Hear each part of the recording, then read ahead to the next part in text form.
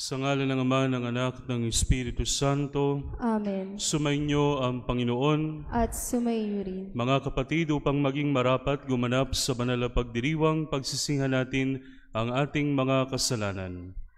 Sinugong tagapagpagaling sa mga nagsisisi, Panginoon, kaawaan mo kami. Panginoon, kaawaan mo kami. Dumating na tagapaganyayang ang mga makasalanay magsisi, Kristo, kaawaan mo kami. Kristo, kaawaan mo kami. Nakalukluka sa kanan ng Diyos Ama para ipamagitan kami, Panginoon, kaawaan mo kami. Panginoon, kaawaan mo kami. Kaawaan tayo ng makapangyarihang Diyos, patawarin tayo sa ating mga kasalanan, at patnubayan tayo sa buhay na walang hanggan. Amen. Manalangin tayo.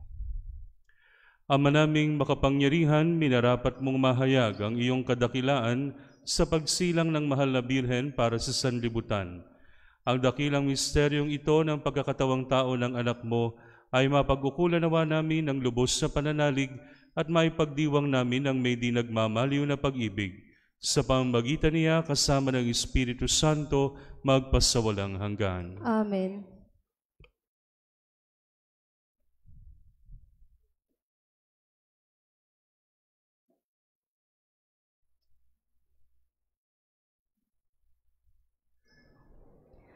Ang salita ng Diyos mula sa aklat ng mga hukom.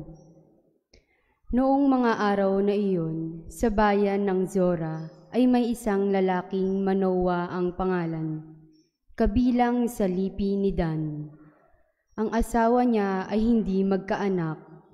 Minsan, napakita sa babae ang anghel ng Panginoon at sinabi, "Hanggang ngayon wala kang anak, ngunit hindi magtatagal, maglilihi ka at manganganak. Mula ngayon ay huwag kang iinom ng anumang uri ng alak, ni titikim ng anumang bawal na pagkain. Kung maipanganak mo na siya, huwag mong papuputulan ng buhok, pagkat mula pa sa kanyang pagsilang ay itatalaga na siya sa Diyos. Siya ang magsisimulang magligtas sa Israel mula sa mga Filisteo." Ang babae lumapit sa kanyang asawa at kanyang sinabi, "Napakita sa akin ang isang propeta ng Diyos, parang anghel. Kinikilabutan ako. Hindi ko tinanong kung taga saan siya, at hindi naman niya sinabi kung sino siya. Huwag daw akong iinom ng alak, ni titikim ng anumang bawal na pagkain, pagkat ang sanggol na isisilang ko'y itatalaga sa Diyos." Dumating ang araw at nanganak ang asawa ni Manoa. Lalaki ang sanggol at pinangalanan nilang Samson. Lumaki ang bata na patuloy na pinagpapala ng Panginoon. Ang Espiritu ng Panginoon ay lumukob kay Samson. Ang salita ng Diyos. Salamat sa Diyos.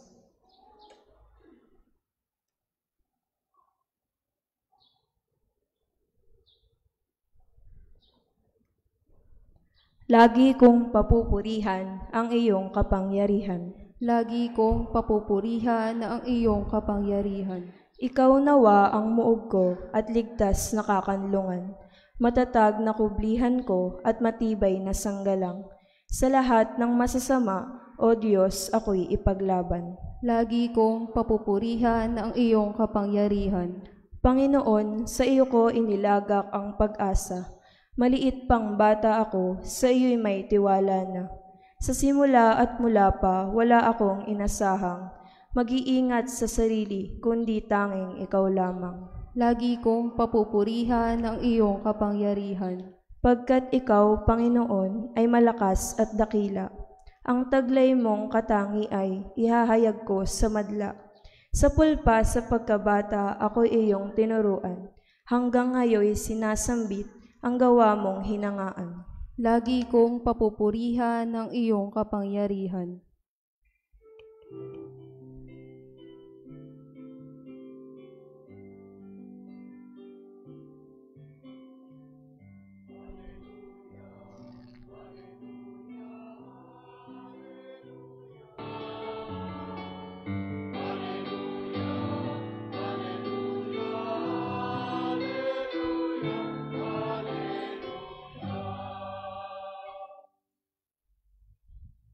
at sumairi. Ang mabuting balita ng Panginoon ayon kay San Lucas. Papuri sa iyo, Panginoon. Noong si Herodes ang hari ng Judea, may isang saserdote na angalay Zacarias sa pangkat ni Abias. At mula rin sa lipi ni Aaron ang kanyang asawang si Elizabeth. Kapwa sila kalugod-lugod sa paningin ng Diyos, namumuhay ng ayon sa mga utos sa tuntuning mula sa Panginoon. Wala silang anak sapagat baog si Elizabeth at sila'y matanda na. Ang pangkat ni Zacarias ang nanunungkulan noon at siya'y naglilingkod sa harapan ng Diyos bilang saserdote. Nang sila'y magsapalaran ayon sa kaugulian ng mga saserdote, siyang nahirang na maghandog ng kamanyang, kaya't pumasok siya sa templo ng Panginoon sa oras ng pagsusunog ng kamanyang, samantalang nagkakatipon sa labas ang mga tao at nananalangin. Walang ano-ano'y nagpakita sa kanyang isang anghel ng Panginoon. Nakatayo sa gawing kanan ng dambanang sunugan ng kamanyang. Nagulat si Zacarias at sinidla ng matinding takot nang makita ang anghel, ngunit sinabi nito sa kanya, "Huwag kang matakot, Zacarias, dininig ng Diyos ang panalangin mo. Kayo ni Elizabeth ay magkakaanak ng isang lalaki at Juan ang ipangangalan sa kanya. Ikaw ay matutuwa at magiging maligaya at marami ang magagalak sa kanyang pagsilang sapagat siya'y magiging dakila sa paningin ng Panginoon. Hindi siya iinom ng alak o anumang inuming nakalalasing. Sa sinapupunan pa lamang ng kanyang ina, mapupuspos na siya ng Espiritu Santo. Marami sa mga anak ng Israel ang panunumbalikin niya sa kanilang Panginoong Diyos. Mauuna siya sa Panginoon taglay ang Espiritu at kapangyarihan ni Elias upang pagkasunduin ang mga ama at mga anak at panumbalikin sa daan ng matuwid ang mga suwail. Sa gayon, ipaghahanda niya ng isang bayan ang Panginoon." Sinabi ni Zacarias sa anghel, "Paano ko po matitiyak na mangyayari ito sapagat ako'y napakatanda na at gayon din ang aking asawa?" Sumagot ang anghel, "Ako si Gabriel na naglilingkod sa harapan ng Diyos. Sinugo ako upang ihatid sa iyo ang mabuting balitang sinabi ko na sa iyo, at ngayon mabibingik at hindi makapagsasalita hanggang sa araw na maganap ang mga bagay na ito, sapagat hindi ka naniwala sa mga sinabi ko na matutupad pagdating ng takdang panahon." Samantala, naghihintay naman kay Zacarias ang mga tao. Nagtaka sila kung bakit nagtagal siya ng gayon sa loob ng templo. Paglabas niya ay hindi na siya makapagsalita. Mga senyas na lamang ginagamit niya, kaya natanto nila na nakakita siya ng pangintain at siya'y nanatiling pipi. Nang matapos ang panahon ng kanyang paglilingkod, ay umuwi na siya. Hindi nga nagtagal at naglihi si Elizabeth at hindi ito umalis ng bahay sa loob ng 5 buwan. "Ngayon nilingap ako ng Panginoon," wika ni Elizabeth. "Ginawa niya ito upang alisin ang aking kadusaan sa harapan ng mga tao." Ang mabuting balita ng Panginoon. Pinupuri ka namin, Panginoong Hesukristo. Sa ngalan ng Ama, ng Anak, at ng Espiritu Santo. Amen. Mga kapatid, isa po sa espesyal na ginagawa natin sa panahon ng Kapaskuhan, sa darating na panahon ng Kapaskuhan, yung mga kumakain tayo ng mga bagay na hindi natin kinakain ng buong taon. Halimbawa, Christmas ham. Araw-araw ba kayong kumakain ng Christmas ham? Hindi, tuwing Pasko lang. Salad, siguro pag may birthday. Pero pag Pasko, ang Pilipino may salad. Kahit ano pa man yan. At isa po sa mga tradisyonal na pagkain na kasama sa mga awitin ay yung kastanyas. Ano po ang lasa ng kastanyas? Lasang kamote. Pero isa po yan sa mga tradisyonal na pagkain kinakain.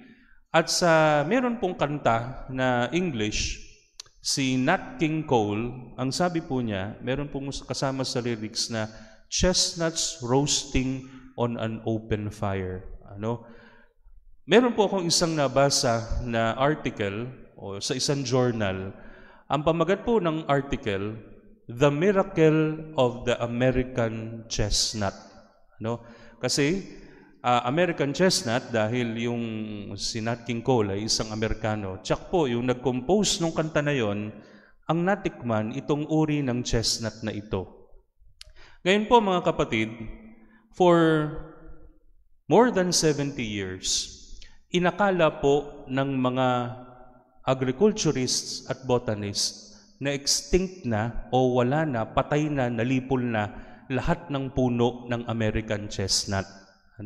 Kasi po yung kinakain nating kastanyas, mga kapatid, yan po ay galing sa China. Yan po ay Chinese chestnuts, malalaki. Ang American chestnuts, mga kapatid, pinakita po doon sa article, ay singlalaki lang po ng buto ng santol. Maliliit lang yon. Pero iba raw po ang lasa nun kaysa doon sa kinakain natin. Ngayon po, ang sabi sa article, mga kapatid, dati, ang punong ito ay napakalaganap sa Amerika.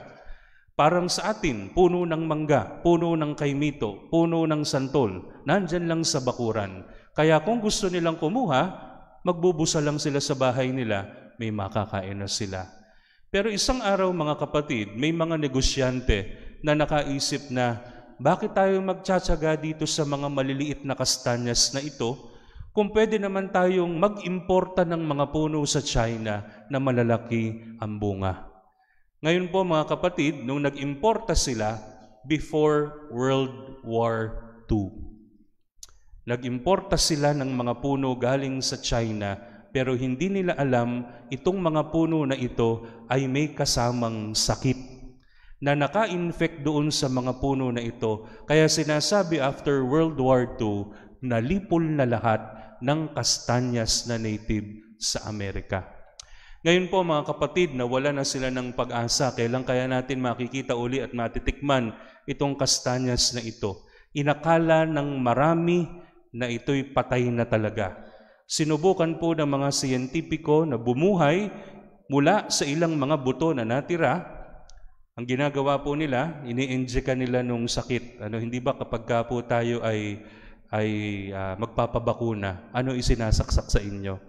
Alam niyo po ba isinasaksak sa atin pag binabakunahan tayo yung virus para lumakas tayo? Ganon din po ang ginagawa sa halaman. Sinasaksakan po ng ganon para makita kung mahalalabanan ng halaman yun pong mikrobyo, yun pong virus. Pero nag-fail sila lahat. Lahat ng sinaksakan nila noon, namatay lahat ng binhi, namatay lahat ng sapling. Ginawa po nila ito sa Amerika at sa Canada. Walang natira. Wala ng pag-asa. Totoong wala na. Ngayon po mga kapatid, nitong 2020, meron daw pong isang babae na naglalakad kasama kanyang aso. Sila po ay, at habang sila'y naglalakad, nakawala po yung aso, nagtatakbo, hinabol nung babae. Yung aso, pumasok po sa isang kakahuyan. At habang hinahabol niya yung aso, may nakita siya sa lupa. Sabi niya, parang familiar to ah. O di habang hinahabol niya yung aso, dumampot siya ng ganun, pinamulsa niya. Pag-uwi niya sa bahay, yung kanyang daladala ay bunga ng kastanyas.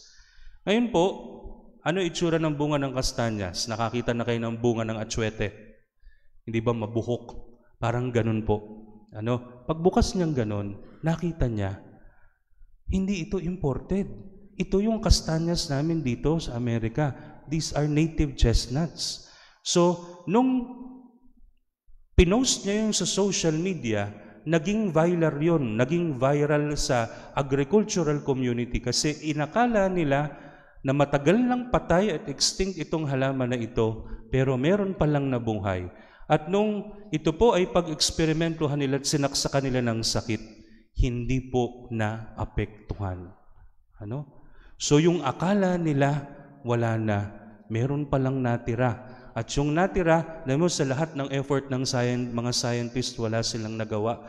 Pero sa isang sulok ng bakuran ng isang tao, may isang punong nabuhay. Hindi nila alam kung paano ang nangyari, pero hindi nagkakasakit kahit anong gawin nila. That is the miracle of the chestnut, American chestnut. Hindi po nila inakala, pero ang Diyos ang gumawa ng paraan para manatiling buhay itong punong ito. Ngayon mga kapatid, bago kayo makatulog sa aking kwento, nakikita ko po na namumungay na ang inyong mga matang punong-puno ng wala namang muta siguro. Kung nagawa ng Diyos ito sa puno, hindi ba niya ito kayang gawin sa atin? Ito po yung pinapakita ng unang pagbasa at ng ating ebanghelyo sa araw na ito. Akala ni Zacarias at ni Elizabeth wala ng pag-asa. Bakit? Ano po ang sabi ni St. Luke? Dalawa ang impediment, dalawa ang hadlang. Una, sila'y matanda na. Pangalawa, baog. Sino po sa inyo rito ang nasa 80 anyos mahigit? Ay, sino yung Lola Nata? At saka gusto niyo pa bang magbuntis?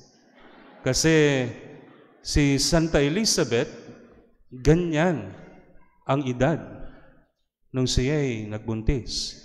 She was well past the pregnancy stage. Pero para sa Diyos, walang imposible. Baog, matanda, wala akong pakialam. Tutuparin ko yung pangako ko. At yung pangako niya ay natupad sa pamamagitan ng pagkatao ni Juan Bautista. Mga kapatid, pinapakita po sa atin ng mga pagbasa sa araw na ito o sa gabing ito na hindi tayo dapat bumitaw kahit medyo matagal na naaantala yung pangako ng Diyos. Meron pong mahalagang sinabi si San Lucas dito. Ang sabi niya, yung takdang panahon. Ang takdang panahon ay hindi nakadepende sa atin, hindi nakadepende sa schedule natin at sa palagay nating oras na dapat ipagkaloob ng Diyos yung mga pangako niya. Ito po ay entirely dependent sa kanyang panahon. Kung kailan ang panahon ng Diyos, hindi natin alam. Individuals, lahat tayo may kani-kanyang panahon para sa Diyos. Pero ang hinihiling niya sa atin, huwag tayong bibitaw, huwag tayong mag-aalinlangan, patuloy tayong manalig. Tutuparin ng Diyos ang kanyang pangako. Kaya nga po ngayon sa pagdating ng Noche Buena, kung magkakataon na kayo ay magkakaroon ng kastanya sa inyong mga tahanan, tandaan ninyo yung kinuwento ko sa inyo. Tuwing magbabalat kayo ng kastanyas, maaalala nyo na gumagawa ng himala ang Diyos at hindi niya binabali ang kanyang mga pangako. Ito po ang ating pagnilayan sa gabing ito sa ngalan ng Ama, ng Anak, at ng Espiritu Santo. Amen.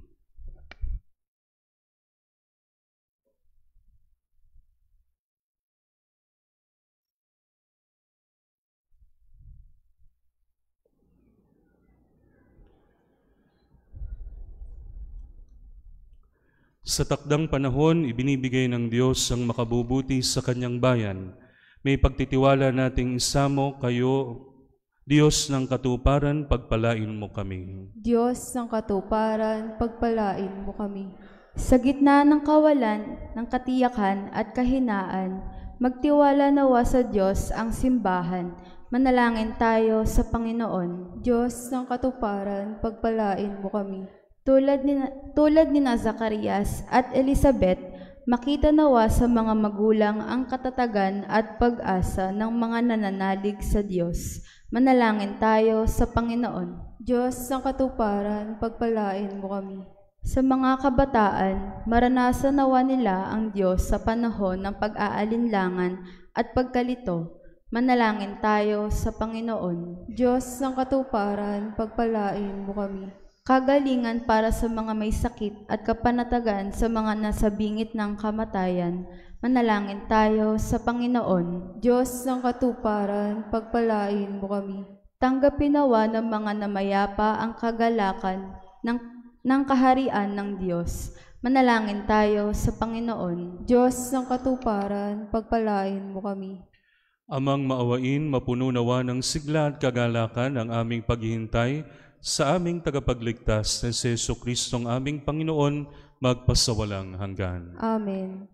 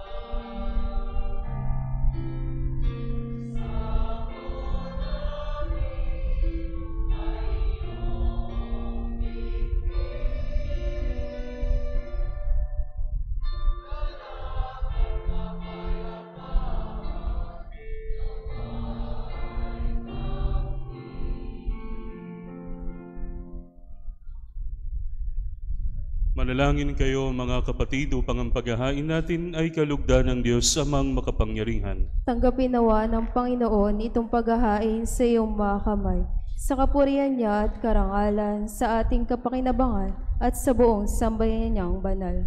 Ama naming lumikha, kalugdan mo ang aming mga panalangin at alay.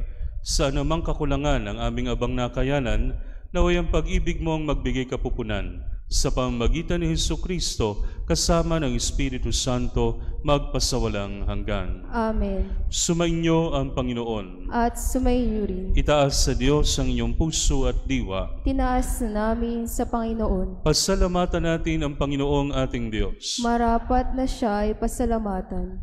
Ama naming makapangyarihan, tunay ngang marapat na ikaw ay aming pasalamatan sa pamamagitan ni Jesucristo na aming Panginoon. Ang pagsusugo mo sa Kanya ay ipinahayag ng lahat ng mga propeta. Ang pagsilang niya ay pinanabikan ng mahal na Birheng Kanyang inang tunay sa kapangyarihan ng Espiritong Banal.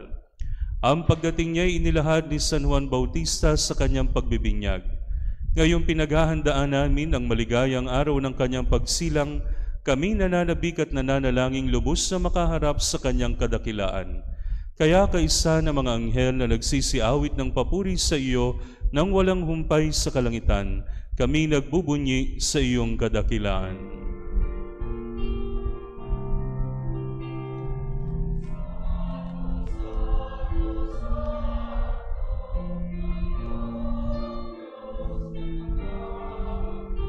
Napupuno ang langit at lupa ng kadakilaan mo. Hosana, Hosana, Hosana sa kaitaasan. Pinagpala ang naparirito sa ngalan ng Panginoon. Hosana, Hosana, Hosana sa kaitaasan.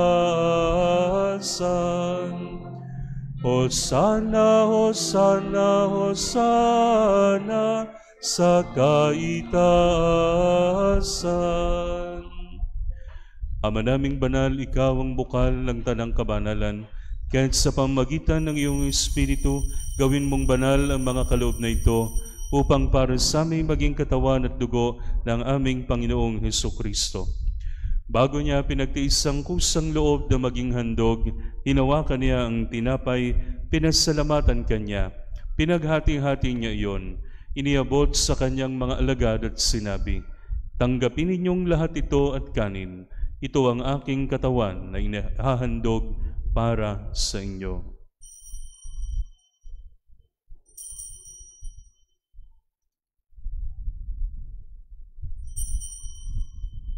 Gayun din naman nung matapos ang hapunan, hinawakan niya ang kalis, muli kanyang pinasalamatan. Iniabot niya ang kalis sa kanyang mga alagad at sinabi, "Tanggapin ninyong lahat ito at inumin. Ito ang kalis ng aking dugo ng bago at walang hanggang tipan. Ang aking dugo na ibubuhos para sa inyo at para sa lahat sa ikapagpapatawad ng mga kasalanan. Gawin ninyo ito sa pag-alala sa akin."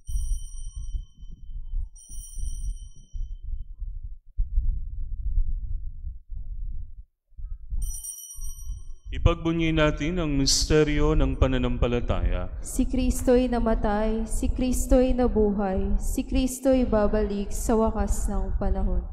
Ama, ginagawa namin ngayon ang pag-alala sa pagkamatay at muling pagkabuhay ng iyong anak. Kaya tiniaalay namin sa iyo ang tinapay na nagbibigay buhay at ang kalis na nagkakaloob ng kaligtasan. Kami nagpapasalamat dahil kami iyong minarapat na tumayo sa harap mo para maglingkod sa iyo. Isinasamo namin kaming magsasalo-salo sa katawan at dugo ni Kristo ay mabuklod sa pagkakaisa sa pamamagitan ng Espiritu Santo. Ama, lingapin mo ang iyong simbahang laganap sa buong daigdig. Puspusin mo kami sa pag-ibig kay San Francisco na aming Papa, ni Dennis na aming Obispo at ng Tanang Kaparian. Alalahanin mo rin ang mga kapatid naming nahimlay nang may pag-asang silang muling mabubuhay, gayon din ang lahat ng mga pumanaw. Kaawaan mo sila at patuloyin sa iyong kaliwanagan. Kaawan mo at paging dapatin kaming lahat na makasalo sa iyong buhay na walang wakas, kaysa ng mahal na Birheng Maria na Ina ng Diyos, kaysa ni San Jose, kaysa ng mga apostol at lahat ng mga banal na namuhay dito sa daigdig ng kalugod-lugod sa iyo. May pagdiwang nawa namin ang pagpupuri sa ikararangal mo sa pamamagitan ng iyong anak na aming Panginoong Hesu Kristo. Sa pamamagitan ni Kristo, kasama niya at sa Kanya, ang lahat ng parangal at papuri ay sa iyo, Diyos amang makapangyarihan, kasama ng Espiritu Santo, magpasawalang hanggan. Amen. Sa tagubili ng mga nakagagaling na utos at turo ni Jesus na Panginoon natin at Diyos, ipahayag natin ng lakas loob.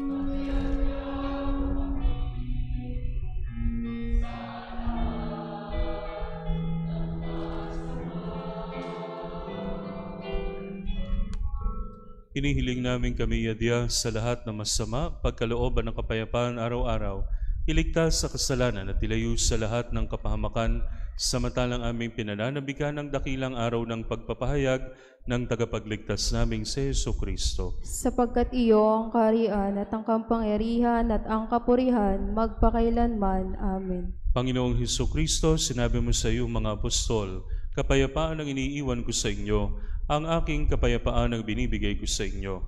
Tunghayan mo ang aming pananampalataya at huwag ang aming mga pagkakasala.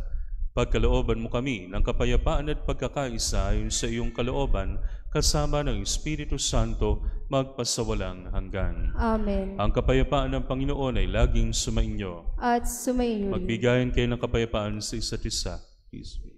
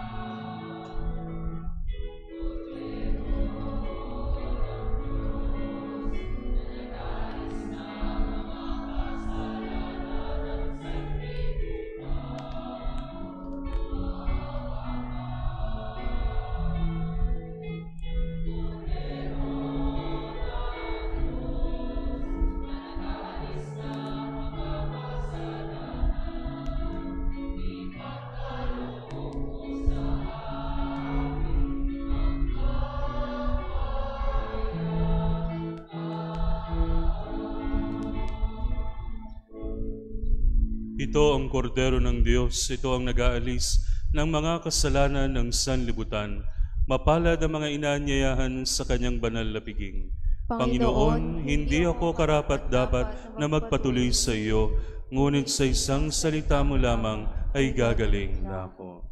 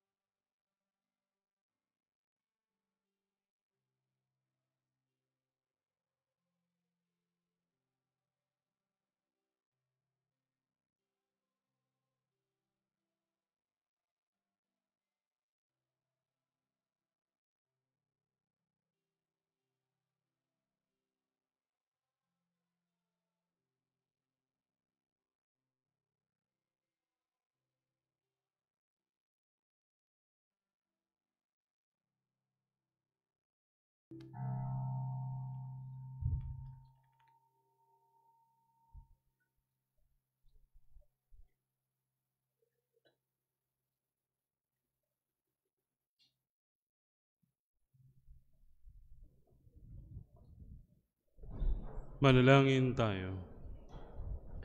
Ama naming mapagmahal, kaming pinapakinabang mo sa iyong banal na salo-salo, ay turuan mong kumilala sa layunin ng iyong mga nilikhang bagay na dapat naming gamitin upang kami sumabit sa iyong piling. Sa pamamagitan ni Hesukristo kasama ng Espiritu Santo, magpasawalang hanggan. Amen.